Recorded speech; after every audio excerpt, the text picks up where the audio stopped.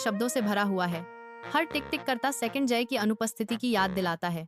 जैसे जैसे रात गहरी होती जाती है, सोनिया अपने कमरे में रहती है।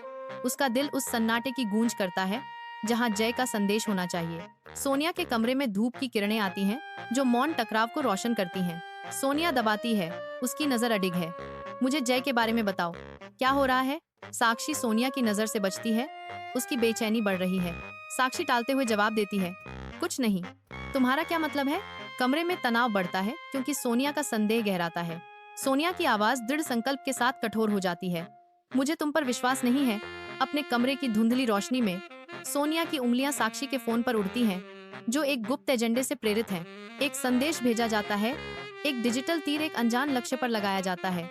स्क्रीन पर सोनिया का चेहरा चमकता है क्योंकि एक जवाब आता है जो एक ठंडा संदेश देता है। सोनिया जय की ठंडी प्रतिक्रिया पढ़ती है। सोनिया का चेहरा उतर जाता है। जवाब का बोझ शांत कमरे में भारी होता है। सोनिया के कमरे की शांति में एक चौंकाने वाला रहस्य उजागर होता है। जय और साक्षी के संबंध की कठोर सच्चाई सोनिया को पूरी ताकत से महसूस होती है। जैसे ही उसे समझ आता है, उसकी दुनिया अपनी धुरी पर झुक जाती है। एक दर्दनाक एहसास होता है जिससे सोनिया तबाह हो जाती है। खामोशी सोनिया के दिल टूटने की आवाज को बढ़ा देती है। हलचल भरे कैफे में सोनिया आगे झुकती है। उसकी अभिव्यक्ति गंभीर है क्योंकि वह बोलती है। साक्षी सुनती है। उसका चेहरा भावहीन है, कुछ भी नहीं बता रही है। सोनिया की आवाज धीमी हो जाती है। उसकी गुहार उनके बीच हवा में लटकती है। साक्षी की चुप्पी खिंचती है। उसका संकल्प इनकार में बदल जाता है। हार मानकर सोनिया पीछे हट जाती है क्योंकि साक्षी का अस्वीकार हवा में गूंजता है।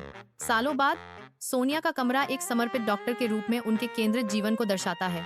एक डेस्क लैंप की नरम रोशनी में नहाते हुए वह खुद को मेडिकल पत्रिकाओं में डुबो देती है। उसकी भौहें गहरी